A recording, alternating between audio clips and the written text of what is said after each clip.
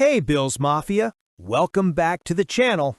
Before we dive into today's story, don't forget to drop a like if you believe in this team's fight to get better every single week. The Buffalo Bills are pushing hard to correct mistakes, get healthy, and make the kind of mid-season improvements that can define a Super Bowl run. So hit that thumbs up, make sure you're subscribed, and let's talk about the rumors flying around Buffalo right now, especially when it comes to a potential trade target who might just give Josh Allen the help he needs. The Bills are on their bye week, but let's be honest, the vibe around the team feels uneasy. After starting 4-0 and looking like one of the most complete squads in the league, Buffalo has dropped back-to-back games against the Patriots and Falcons. Two straight losses have raised real questions about both sides of the ball. Offensively, injuries have taken a serious toll. Dalton Kincaid, Curtis Samuel, and Josh Palmer have all missed time, forcing Josh Allen to shoulder even more of the load. And defensively, well, there are gaps that teams are starting to exploit, especially in the run game and deep coverage. That's why this week's biggest headline isn't about a game result. It's about a move the Bills might make. Across the league, rumors are heating up about Jakobi Meyers, the Las Vegas Raiders wide receiver who just might be one of the best players available before the trade deadline. Meyers was surprisingly listed inactive for Week 7 against the Chiefs, officially with knee and toe injuries, but many around the league suspect there's more to it than that. The Raiders are sitting at 2-4 at the bottom of the AFC West, and according to The Athletic's Diana Rossini, Meyers could be on the move. The theory? The Las Vegas Raiders might be keeping him out to preserve his trade value, and Buffalo is one of the teams being closely linked to him. Let's talk numbers. Meyers is coming off his first ever 1,000-yard season, and he's in the final year of his 3-year, $33 million deal. That makes him not just productive, but also affordable for a team like Buffalo that needs a reliable wide receiver 2 or even a wide receiver 1 to help Allen in the stretch run. And Bills fans, just think about that fit. Right now, Dalton Kincaid leads the team in receiving yards, 287 despite missing the Falcons game. That tells you a lot about the state of the wide receiver room. Among the actual wide receivers, only Khalil Shakir is on pace for more than 700 yards. Keon Coleman has struggled to make a second-year leap, and while Josh Palmer showed flashes before his injury, the consistency simply isn't there. Enter Jakobi Meyers, a route technician, strong hands, and a guy who knows how to move the chains. He doesn't rely on blazing speed, but instead thrives on timing, precision, and body control, all traits that sync perfectly with Allen's off-script creativity. If the Bills can land him, it would take a lot of pressure off the young receivers and, more importantly, force defenses to respect multiple passing threats. That could be exactly what opens up the run game for James Cook and gives Allen the flexibility to attack deep again. But there's competition. Ironically, one of the teams that could challenge Buffalo for Meyers is none other than the New England Patriots, the team where he started his career. Meyers spent 4 years in Foxborough, racking up 235 catches and over 2,700 yards before heading to Vegas. And after taking over the AFC East lead following the Bills' loss in Week 5, the Patriots would love nothing more than to snag Meyers back and keep him away from Buffalo. So this trade rumor might not just shape the Bills' offense, it could shift the entire division race. Now, let's be real. Even if the Bills make a move for Meyers, it won't fix everything overnight. Buffalo has 3 glaring issues they must address to stop this skid and get back to being a legitimate contender. 1. Linebacker struggles. The linebacker core has regressed badly this year. Terrell Bernard hasn't built on his strong 2024 campaign, and without Matt Milano, the heart of the defense feels missing. Milano's instincts and speed are irreplaceable, and while Shaq Thompson has stepped up admirably, the communication and play recognition haven't been the same. Buffalo desperately needs Milano back healthy, but they can't keep relying on him alone. If Bernard doesn't find his rhythm soon, this defense could continue leaking big plays. 2. Wide receiver talent gap. General manager Brandon Beane made headlines defending his offseason approach to the wide receiver room, but fans have every right to question it now. The front office banked on internal growth, betting on Coleman's breakout and Shakir's consistency, yet neither has truly stepped into a wide receiver one role. Meyers could change that, but if Beane stands pat, the Bills risk wasting another elite season from Josh Allen. The clock is ticking, and this roster feels one weapon short of being unstoppable. 3. Safety play. This might be the quietest concern, but it's one of the most serious. The back end of the defense has struggled all season. Cole Bishop has shown flashes, but Taylor Rapp looks a step slower every week, and teams are targeting him relentlessly. There's talk that veteran Jordan Poyer might see more snaps coming out of the bye, which might help stabilize the secondary. But let's face it, the Bills haven't been intimidating on the back end since Micah Hyde and Poyer were in their prime together. That needs to change fast.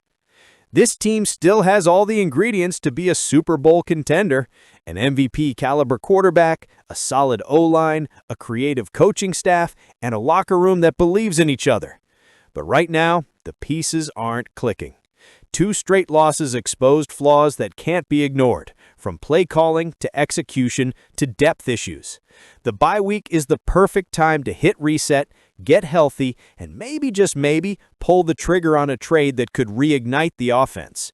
Jakobi Meyers might not be the flashiest name, but he's exactly the kind of steady, productive player who can change an offense overnight. The Carolina Panthers might be rolling into Orchard Park without their young star quarterback Bryce Young, who went down with an ankle injury in their Week 7 win over the New York Jets.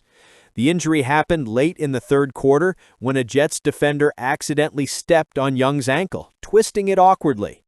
Carolina's head coach Dave Canales told reporters after the game, "We're taking all the information and we're going to look at him when we get home some more.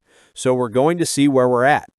Early reports suggest it's not a major injury, but Young's status for Week 8 remains uncertain, which means we might be seeing a familiar face take the field against Buffalo, and Andy Dalton. And Bills Mafia, I don't need to remind you what that name means to this fan base. Dalton isn't just another quarterback.